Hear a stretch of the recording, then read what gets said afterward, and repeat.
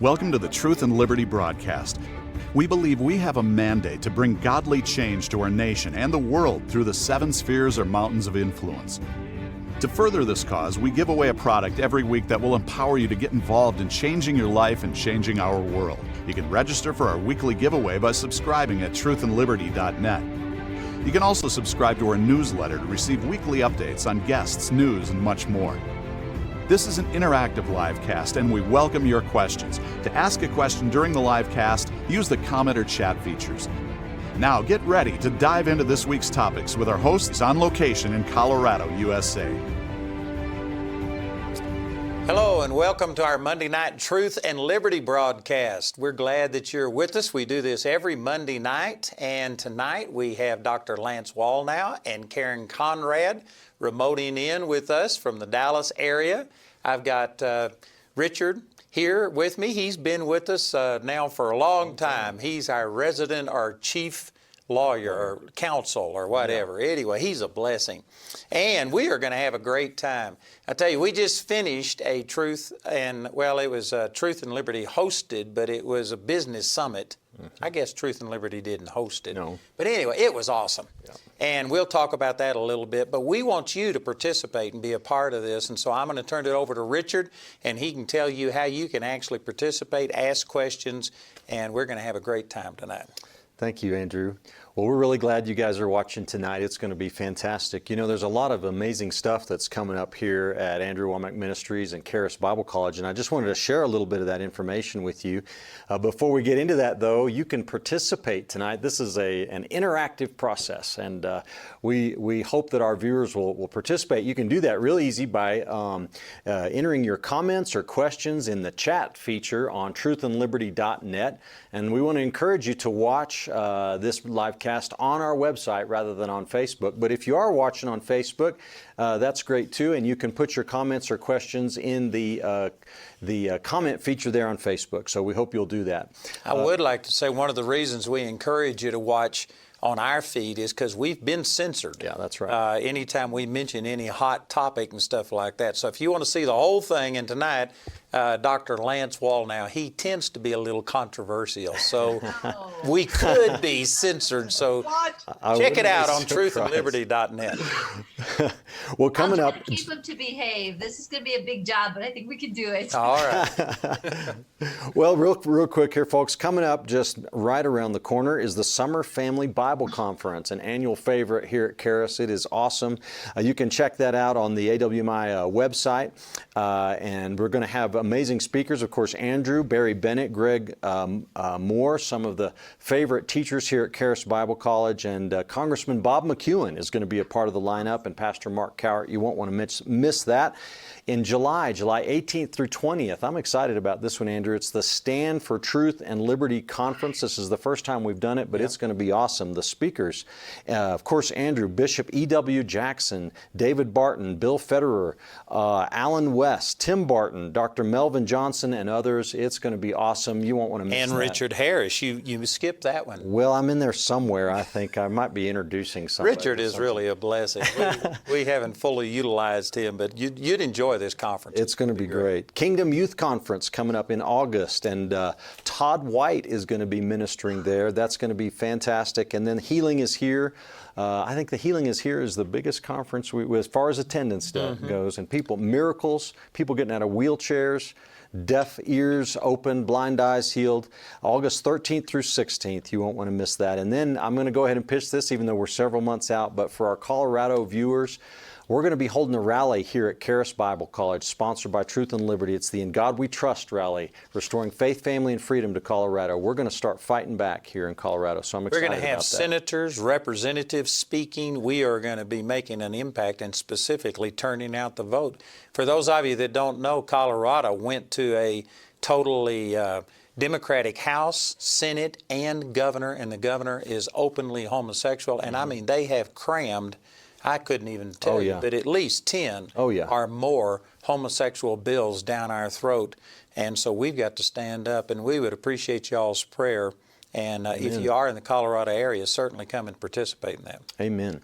Well, every week on the Livecast here, we give a free product away to those who've registered on our website. So I want to encourage you guys. This week's product is Harnessing Your Emotions. And so if you'll register on truthandliberty.net, not only will you receive emails and blog posts from us, but you're eligible to receive this product. And Andrew has autographed this, Harnessing Your Emotions. This is a great book. It is.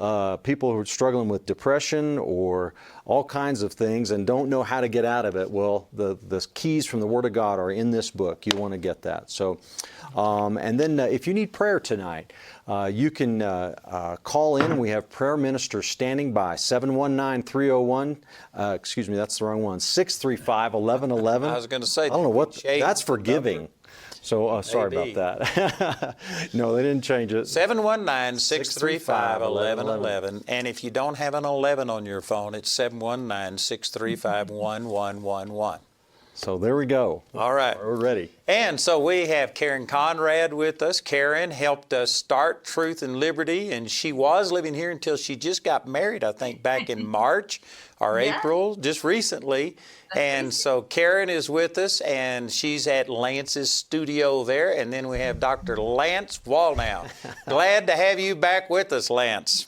Good to be back again. And look, I've seen you twice in the last 5 days. This is record setting. And you have been blessed by it, haven't you?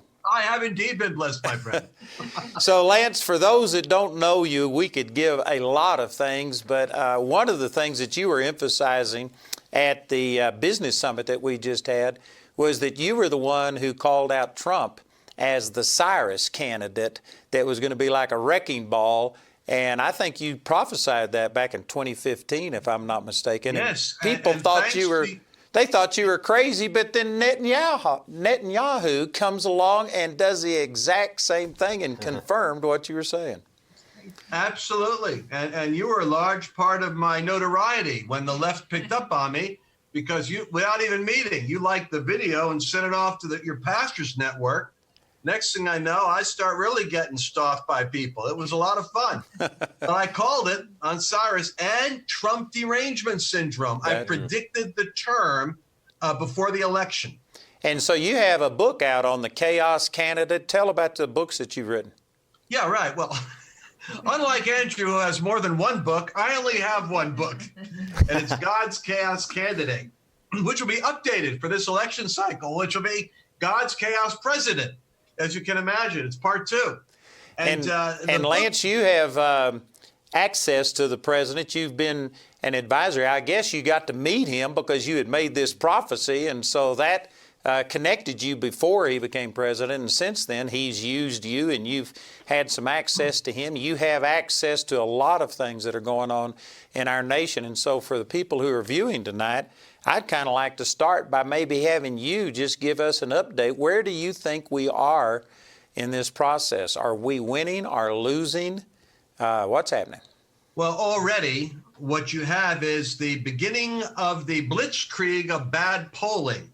So many believers out there, which by the way, is going to have a reverse effect, because the more that Trump supporters see that the polls look like he's losing against, I mean, when you've got him losing against Beto and Elizabeth Warren, you know the polling data is bad. Yeah. But I ran across, so all the polls are bad.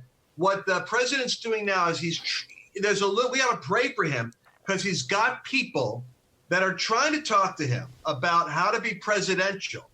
And he is making an effort now to go into his reelection era. And we just don't want it to change. And I'm sorry. I mean, I run into people, and so do you. These are Christians who say, "Oh, I just wish he didn't tweet the way he does." It's like all of our sensibilities are embarrassed by his style. But I say, if God's going to give you a Samson, let Samson be Samson. I mean, the guy's going to use a club. He's not going to be using, something more elegant. So the polling data is going to hit us sideways up until the election. Then it'll be a meltdown as to how they could have got the polling wrong again. And the proof of that, Andrew, isn't in the United States. It's in Australia, where we just watched an election cycle where a Christian conservative was running, and the polling was against him, and he ended up winning. And this happened in the Brexit. This happens in Israel every time Netanyahu runs. He has challenges getting a coalition together, but they're always predicting conservatives can't win and they're losing till they win. And so I think that Trump is up against fake news polling, and he fired somebody inside his staff because they were actually tracking data from the Democrat sources. So he said, no, he said, he's going to go with this guy, Brett Pascal, the guy that helped get him elected, is in charge of his campaign. They've got internal data, and their internal data says they're on track. But he's up against this media machine that won't give him a free pass like they did in 2015, Karen. They're going to try to stop him. They're going to give him a moment's breath. It's true. And there's concerns about the polling, actually voting, when people go into that too. Can you explain that? I think that's really helpful for people to understand the seriousness of that.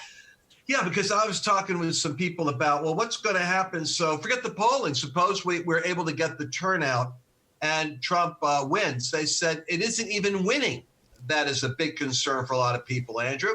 The real concern, and Richard, you could take a look at this, is that the electronic polling, because everything's digital. So the polling booths, polling devices, about 30% of them are electronically monitored. That means that someone can come in with a laptop into the voting area under the guise of being there, let's say, for the Democrats to make sure that everything's running right.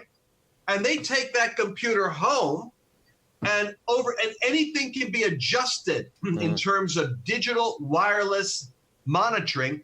And they can move a gap of 300 votes down to 100, down to 50, down to a 1%, 1%, until they know they've got enough ballots coming in, maybe in a box somewhere found in a trunk, that's going to shift it over, over the margin.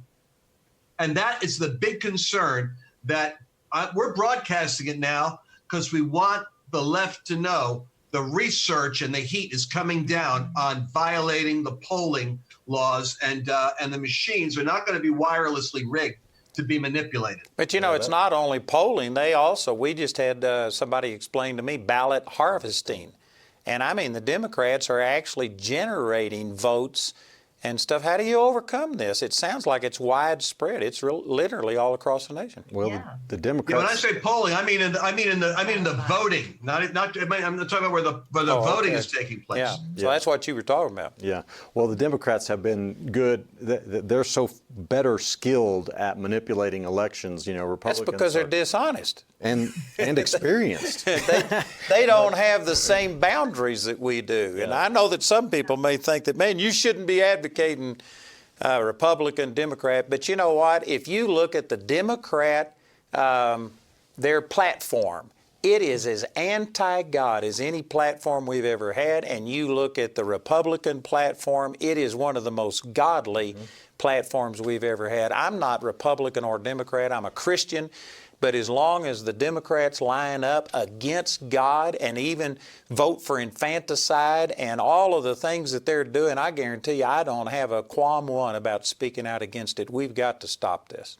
The both parties' platforms from 2016 are on our Truth and Liberty website. And folks, you can get on there and download those and print them off, use them, talk to your family and friends about it. It's out there for the world to see.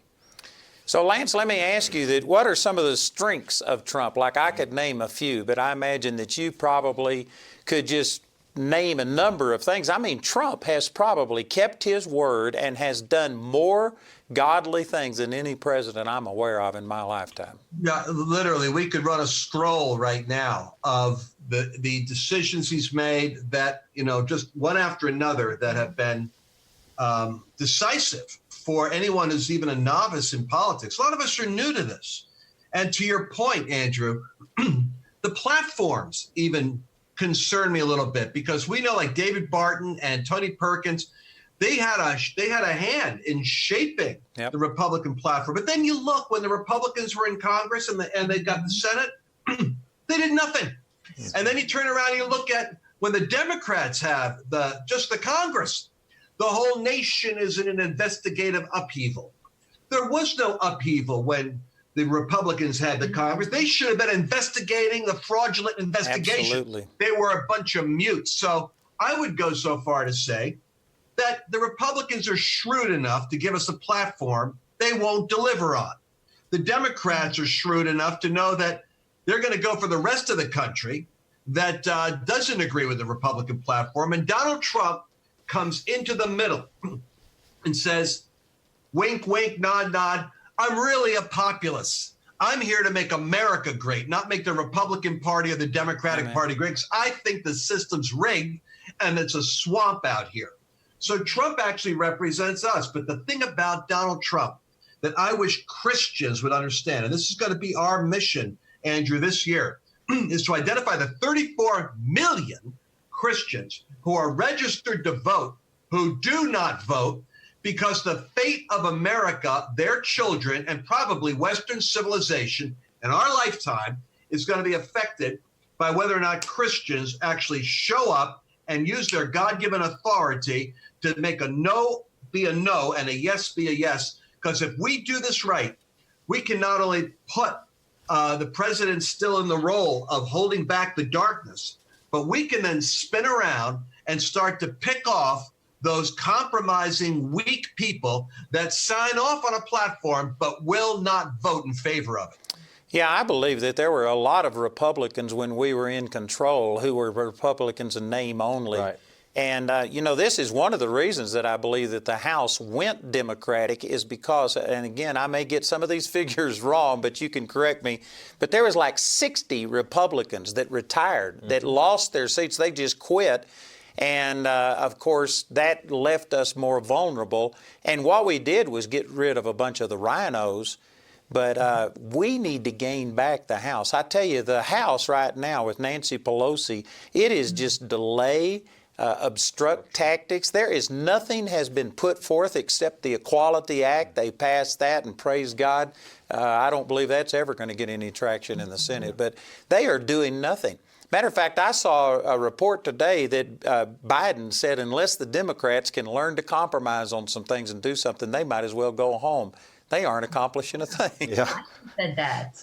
Joe Biden said that. I got to catch up on my news cycle. You're ahead of me on that one. That's yeah, good. I read that on my phone just a few minutes ago. But and I'm sure that he spun it some way that was against the Republicans. But nonetheless, it was an absolutely true statement. Absolutely right. So, Lance, you said we have to capture the 34 to 40 million. What is it going to take to, in your opinion, to activate those voters that are just kind of sitting on the sidelines? What do we need to do? I think Andrew and me and all of the people that have an audience, I think we need to maybe away from the cameras, start to talk to each other and talk about the stewardship of the nation on our watch. Because all we really have to do is out of that 34 to 37 million dormant believers that are registered to vote but don't vote, if we could get maybe 5 million of them, 5 million that would care enough about America to be informed and use their authority to vote, I believe they would make the decisive difference in 10 or 11 battleground states. They'll are spread out all over the country. Yeah. But in those battleground states, I think their turnout could turn out the Electoral College for the upset that would repeat history so we can have an extension of grace. But even then, we're not going to be spectators watching the news cycle while the president's batting back the intelligence agencies and the media and the corrupt politicians.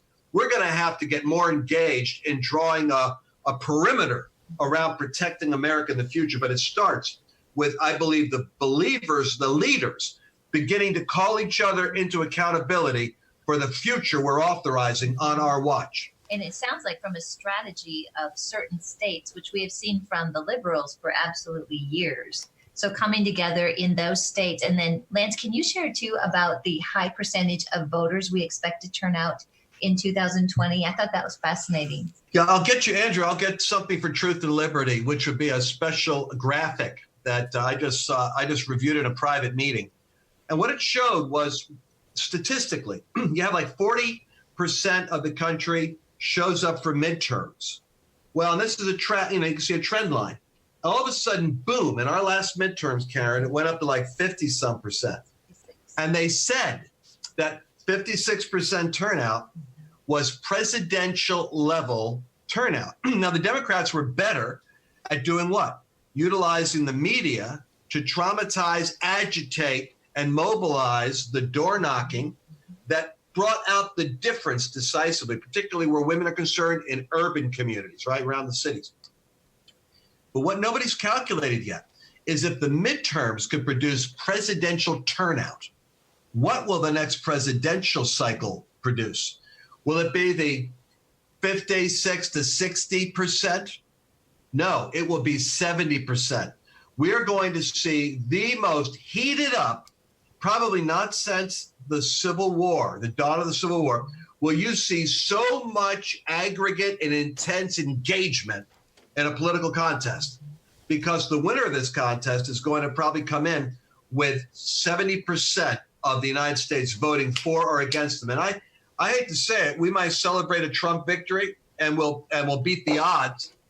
But you know, the day after that, if the left had a meltdown the first time, Yeah. can you imagine how we're going to have to brace ourselves for impact and get our flotation devices ready if Trump does it twice? You know, I believe that everybody agrees, even the liberals, that the evangelical turnout is what swung the elections in 2016. And because of that, the liberals just hit the roof. And that's the reason that they had such a huge turnout in 2018. The liberals turned out, and they are certainly motivated. They hate Trump. And if we don't get these evangelical Christians to turn out and vote, man, we could lose the ground that we've gained. And I think that one thing that Trump has done very effectively is he has exposed the liberal agenda. They love to present themselves, you know, they take terminology like we are pro-choice, we are for women, when the truth is, man, it is all about abortion, is about making money, and we could spend the rest of the program talking about that. But anyway, they have co-opted the terminology and present themselves, but Trump has stripped it. Now they're passing these bills where they will even kill a child after it's born, completely separate from the mother's body. There's no way they can claim that this is a woman's body. And they have been exposed, and unless the evangelicals turn out, get motivated again, we could lose everything. Yeah, I mean, there's a lot at stake in this election. Absolutely. Right?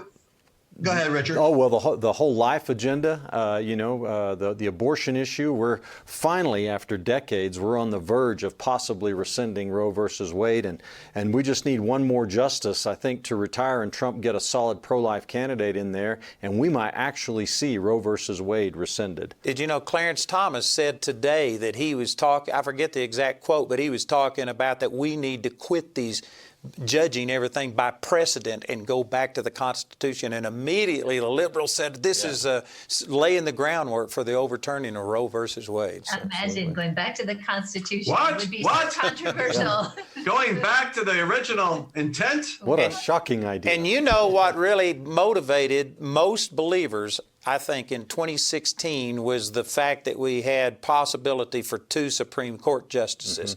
They saw how important that was, and that's what turned them out. But even though we've gained great ground there, not only with the Supreme Court, but all of the appellate court judges and stuff, we've got the right to life, the Equality Act, the border issue. I mean, if the liberals have their way, they're going to open the border, and I mean, there will be an influx of everything. And far be it from me to say this controversial statement on a broadcast.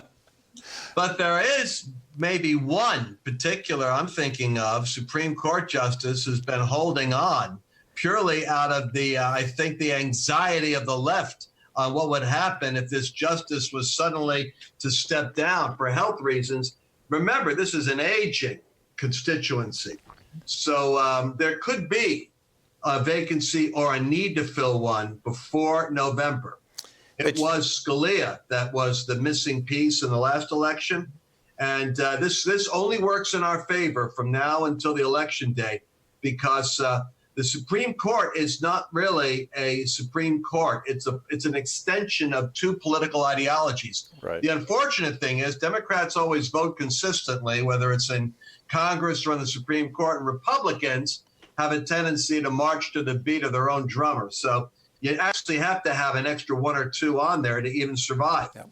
And, there's a lot of issues that are important, but I really believe that the pro-life issue is going to be at the forefront, and this ought to motivate evangelicals to get out. I heard Kenneth Copeland on election night say it this way. He said, if you vote for a candidate that is pro-abortion, you are an accessory to murder. And that is absolutely true.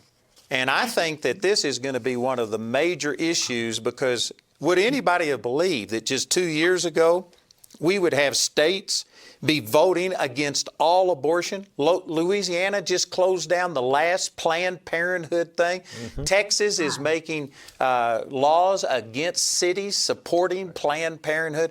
We have seen a tsunami come against this culture of death, and it is polarizing the nation, and I think it's going to be the number one issue that turns people out.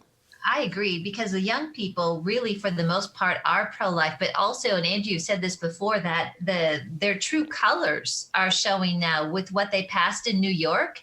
And so this was an issue that people could kind of say, okay, yeah, this is women's rights, because it really wasn't like a full-term baby. They went over the top, which the enemy always does, and I think it is going to help us tremendously. Yes, they call this reproductive rights, as opposed to abortion on demand as an issue. Mm. What bothers me is, Andrew, that so many of these issues we can win if we can articulate and tell the story. Because the truth is, they have to cover up a ghastly crime. What we have to do is expose the truth. You said it, even with Donald Trump, exposing what the left is doing. It's a warfare for us that we ought to be able to win, because they're the ones that have to hide things in darkness. We're the ones that only have to clarify the truth. And I've heard many people make the correlation between slavery in the 1860s and abortion now. It's the same issue, and Christians were silent on that for whatever reason, because of, the economics of the South and things like this. But man, you look back on it and it was just totally immoral, and everybody agrees. Someday, I believe that this nation is going to look back, and any Christian who supports abortion is going to be looked at as being immoral. I think that this tide is turning. And just not to exhaust this subject, but to Karen's point, millennials are not with us in so many areas because of the culture, really, we've given them.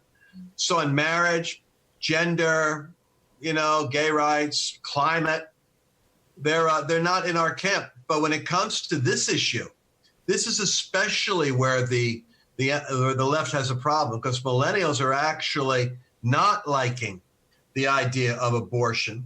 And here's the secret sauce. In the slavery issue, you could see it. And if you were in the North, you'd hear about it. But it was when photography started coming out that you could look at things and realize they were worse than you thought. It's 3D scanning imagery right now. Right. That is the weapon we've got. Because you can scan a woman's belly and see the complete contours in 360 of the forming of a baby from the 5th month, 6th month, 7th month, 8th month. And once a person sees the three-dimensional reality of what is under the skin, it becomes a ghastly realization to then cope with the idea that somebody's legitimizing the death of that person. It'll tie it to the social justice issue, which is really big in our young people. They're very big on social justice. And the movie that came out, Unplanned, I think that was just excellent. We took 250 of our employees to that.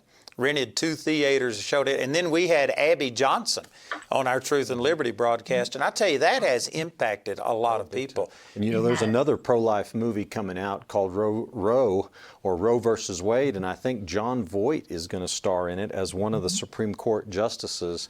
And I'm excited about that. I don't know what the release date is, but I think it's next year sometime, and that may just be Very the timely. thing that tips the scale. So, you know, Lance, your point is actually a great one. Historically, there was a photograph that aired in Harper's Weekly, I think, back in the 1850s, late 1850s, somewhere, of a man, a slave, and his back was completely shredded by the slaveholder's whip.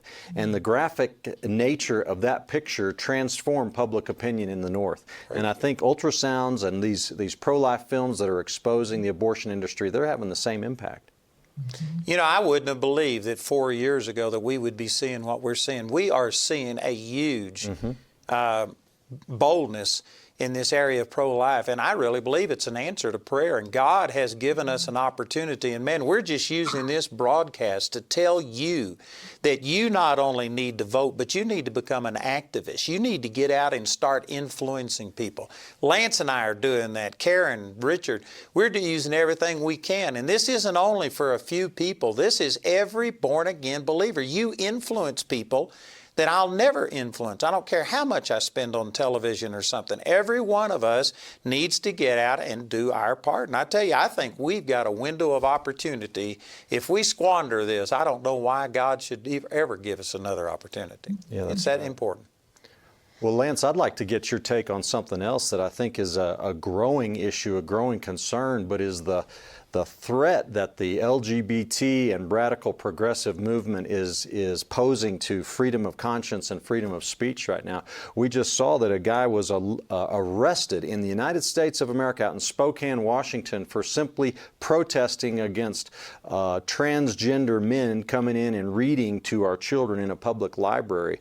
A preacher was arrested in Toronto a couple weeks ago for preaching the gospel, not insulting people or anything, but just telling people they can get saved in an LGBT neighborhood. I tell you, it's getting serious. And it would have an immediate backlash if we had a better echo chamber in the body of Christ for us to recognize how, you know, the Bible says about that we should identify with those who are imprisoned as though we were in prison ourselves, or to recognize that we are with other people that are suffering affliction. We should be identifying with every courageous Christian. I'm reading the headlines here. For Christian florist who refused to work gay wedding loses again in Washington court. So the Washington Supreme Court has again ruled against a Christian grandma and florist, Baronel Stutzman, who faces the risk of crippling fines for refusing to create floral arrangements for a same-sex wedding. Now, in Colorado, where you guys are, you have the Jack Phillips case, where Phillips was accused of violating Colorado's discrimination law for refusing to bake a same-sex wedding cake. The Supreme Court asked the Washington High Court to consider whether or not there was any animus against the florist's religious beliefs when the lower courts ruled against Stutzman previously. The court found in the Phillips case that the Colorado government had clearly displayed religious hostility to a Christian baker's belief on marriage and sexuality. You could say that sometimes the enemy is allowed to expose himself, because in unmasking, even the courts themselves have to say, this isn't even a political issue. This is a personal hostility to Christian issue. And so Jack Phillips won that case at the Supreme Court, but then the Civil Rights Commission in Colorado came back and sued him again. This time he countersued and made them back down, and it was just yesterday, I think, or today, that they filed a new thing against him. Third lawsuit. He's under a lawsuit again. It's a third lawsuit, and it's a transgender woman. Now catch this, it's just so obvious. If it isn't going to be lesbian or gay, it's going to be transgender. They're going to keep, this isn't accidental. This isn't like this guy is picking a fight. They are targeting, and they've got lawyers and money, so they don't care. This is people going in to look for a reason to sue you. And so that alone ought to be a case that should be targeting independent citizens for the purpose of litigation. Is actually, you have to talk to me, Richard. What does it mean to have something where it's fraud in the inducement? What does that term mean? Fraud in the inducement is a contract defense, which says that when someone induces you to sign a contract through fraud or deception, then you can invalidate that contract. Okay, so I think we really have to start to explore where people are actually being set up for lawsuits in these cases. So in the Phillips case last Wednesday, in Denver, Colorado, you have the third lawsuit, and it's Colorado because it is an activist state run by activists that are national activists who flipped Colorado and plan on doing that in about 11 other states right now. Yeah. Yeah. Well, the thing that people across the country need to understand is that what's happened in Colorado, that's the Democrat liberal agenda for the entire country. This Equality Act that passed the House of Representatives, the United States House, with 8 Republican votes in favor. So all the Democrats plus 8 rhinos switch over, would do exactly the same thing to the entire country, the same law. So if life doesn't motivate you and your freedom of conscience and religion doesn't motivate you to get out to the polls, well, then you deserve to lose your liberty. And you know, I believe that the majority of people watching this, they are opposed to those things, but somehow or another they think that they can't speak out on this. If you are voting for a Democrat, you are selling this nation down the tubes. And I know that a lot of people think I'm extreme, but I believe that that's absolutely true. Man, you are a part of the problem if you're voting Democrat. And Lance, I read about this pastor that was arrested today for protesting the drag queens reading to their children. And the drag queens were saying that if Jesus was here, he wore a dress and he would be reading to the children. And we're preaching love, you're preaching hate. They have somehow or another turned this around to where if you say that teaching young people that transgenderism, homosexuality, if you say that that's not right, that you're somehow or another a hate person. How do you deal with that, Lance? Yes, well, in the beginning, Jesus said he made them male and female. So the very fact that they would have somebody who's a drag queen or a transgender teaching, let alone quoting Jesus, opens them up to the idea of teaching religion. We should be asking for equal time on the basis of them teaching about Jesus, that we want to teach about Jesus from a uniquely biblical Christian perspective. That's a I like that one. They're going to get religious. Let's get religious. Yeah. Amen. Amen. Well, we need to We're go going to to get them, Andrew. We're going to get them, I tell you. Amen. So let's go to some questions here so that we can have a little bit of time to respond to these questions. All right. Well, we've got some good ones coming in here. The first one here is from VA on chat. And the question is, what does Lance see about this circus of Democrat candidates? It truly does look like a circus from time to time. What's your take on this field of Democrats, Lance? It really is delightful. I so thank God for Joe Biden, because you see, here's what's going on behind the scenes. The Democrats have been taken over by Colorado. Let's put it this way. The Colorado blueprint, everyone needs to get it. I found the book at Charis Bible College. A student introduced me to it. It is how the strategy of billionaires, millionaires, gay rights, and Democrat activists were able to put together a coalition of activists. Colorado at that point was focused on the family and new life with the National Evangelical Association with Ted Haggard. It was the home of Peter Wagner and a National Prayer Center and all kinds of beautiful things. And they made it the target. They knew if they could flip Colorado, they could flip any place. They flipped it in one shocking election cycle. And then they took over the Democratic Party by doing a meeting in Denver, exposing their strategy to Barack Obama and all his donors, and they all signed off on it. And then we had 8 years of activists. It's called Thunder Road, a blueprint of combining wealth, activism, media, lawyers who sue you, opposition researchers who expose you, and politicians. They put this cauldron together. And now the whole nation is rocking on it with these issues, LGBTQ issues like we got right now. Now, why I like the candidates is for this reason. Since the Democratic Party got hijacked by the left, all the candidates have to kiss the ring of insanity in order to get the head nod from the wild wackies on the left that are running the party. The smart people, the Pelosi's and the Obamas, believe it or not, and the inside the Beltway money Democrats, they're huddling, going, it's one thing to be able to move the nation incrementally towards socialism, but Ocasio-Cortez and these guys are nuts. And so within their own party, they're saying, we know that we'd have a little takeover here, but we're not going to win with Trump if they run the campaign because they're going to put up nut jobs. So they make Biden go in. And Howard Schultz was the first one, and they shot him. CEO of Starbucks, done. He didn't last a week. Biden comes in with a nod and a wink from Obama in the background. He's got major influence in the party still. And so Biden comes in, basically says, hey, we're not going to win this unless we at least look like we're normal. So Biden is the face of normalcy while all the circus is behind him.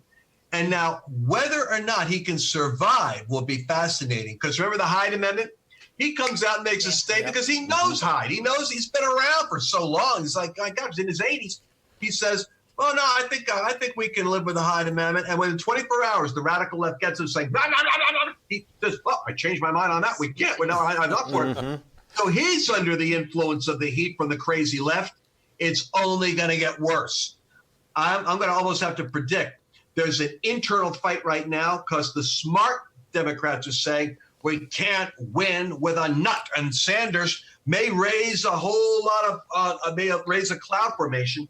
But when the Wall Street market gets a whiff of what Bernie Sanders' presidency looks like, you're going to see a whole lot of union workers, a whole lot of manufacturer, a whole lot of Rust Belt Democrats backing up from the crazy socialists and going for Trump. So it's quite frankly, it's more entertaining than it is alarming, because I'm watching Biden get piecemealed to death by the crazy part of his own party.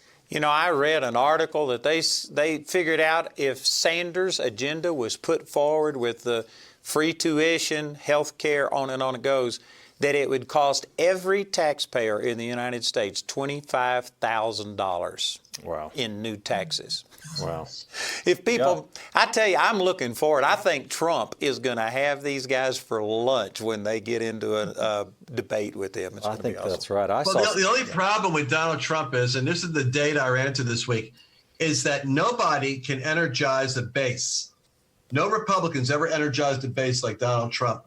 The problem is he energizes 2% more opposition than any other Republican. So negates it a little bit. He's negated by the fact that he gets his enemies so mad that they get more intense. And to that point, the liberals literally they hate Trump so much, they are going to turn out in mass. And if for some reason the Christians don't respond, man, we could lose this. That'd be a shame. Well, that's why they're continuing to beat this impeachment drum. Nancy Pelosi doesn't want to actually do it, but they want to keep those investigations going so they can keep their base stirred up. Lance, do you see any real possibility of impeachment? No. The stupidest thing they could ever do. It's giving, and even them, you know what they're saying? Trump is trying to bait us into it. It's almost like, you know where it is? Like, I hate to say this because everything's been politicized, but Robert E. Lee during the Civil War, he was so good at what he did until he finally had to I guess God had to kill Stonewall Jackson. He had to start taking out Southern generals because, as my dad said, it was from Richmond.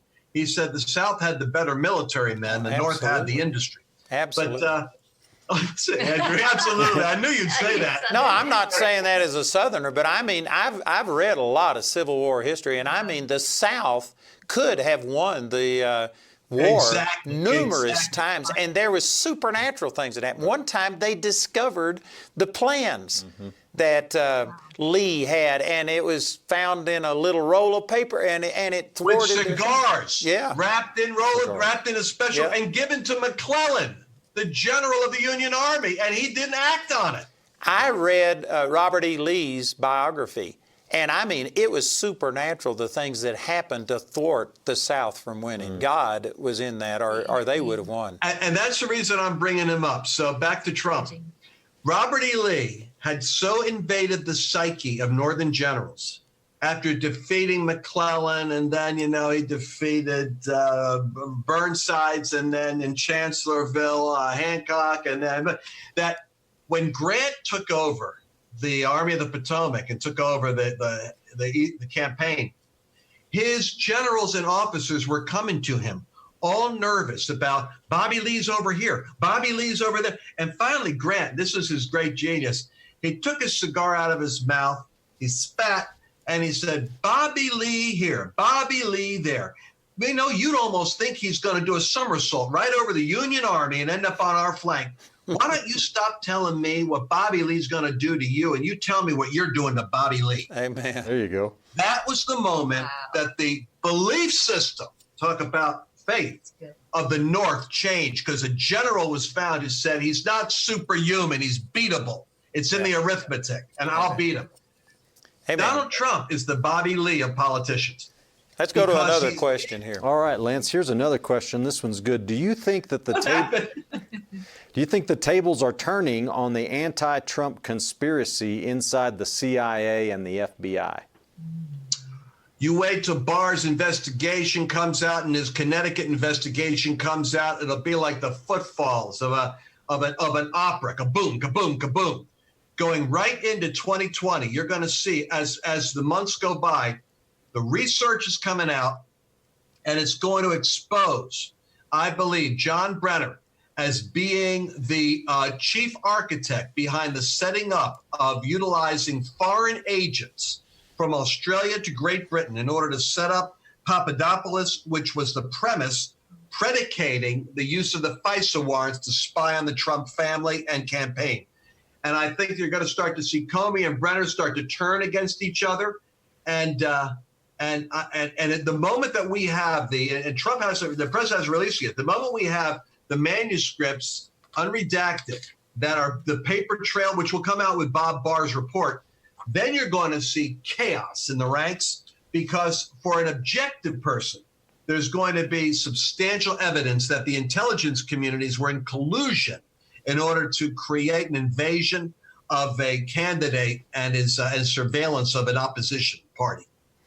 Well, again, today I saw that there were 15 people associated with Hillary Clinton's emails that the report came out today and said that they are guilty of numerous violations. So we're beginning to see some of that thing happen, and I believe it could make a huge difference. Yeah, and that'll be interesting fodder for questions of Joe Biden, since all that took place during the Obama administration and he was vice president at the time. Yep. That's a great point, Richard. Well, so we got another question here. There's a question from guest 6220 on chat. The Electoral College status in some states will go to the national winner. Comment. I think they're referring to this national popular vote compact that's taken place. Lance, do you have any knowledge about that? Any update on where that stands? As long as we've got control of the Senate, there's not going to be a referendum that's going to take place in this election cycle, changing the Electoral College. But just goes to show how Democrats are like the mob in this sense, that they are going to make sure they win by opening borders to flood America with illegal voters who are all going to vote socialist. Or they're going to pack the Supreme Court with enough justices so that you'll never get a majority. Or they're going to eliminate the Electoral College so that you'll never get a Republican. Or they're going to reconfigure every county in the United States so as to give them an electoral advantage and be able to wipe out the Republicans. I'll tell you something. Those are 4 plans they are executing in addition to voter fraud, which is the wireless thing we're talking about. And those are all the ways in which they are working to take power. Reminds me of Lindsey Graham's moment in the Kavanaugh hearings when he just sat back and here's a friend of all these senators said, you people sure do want power. Man, do you want power? Well, I pray to God you never get it. Because these people have a lust for power like a heroin addict or a drug addict has for crack.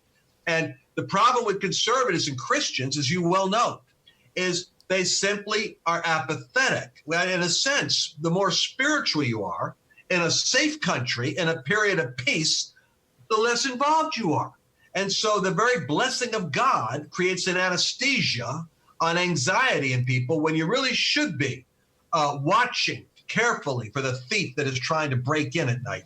So right now you've got those 4 legal pathways and 1 illegal, and Democrats are committed to all 5 strategies. How many strategies are we committed to? And let me point out that the Electoral College thing, Colorado voted for the popular vote, but it's dependent upon enough states adopting that same thing. If you don't get a certain number of states, and then the Senate, the Congress has to help and pass it. So anyway, that's not going to be a factor in this election cycle, regardless of what some individual states have done. Right. So you say Congress has to pass it? Well, I know that there has to be a number of states. There has to be a certain number of states. Can you explain this? Sure. Yeah, so it's called a National Popular Vote Compact, and so it doesn't kick in. Colorado's passed it. I think 14, 15 other states have passed it, but it doesn't actually take effect until enough states that hold 270 electoral votes pass the compact, and then they're all bound by it. And then it becomes binding in those states. And it requires that those electoral votes of those states go to whoever wins the national popular vote. So that's how it's going to work. Right now, I don't think they're up to 270, but...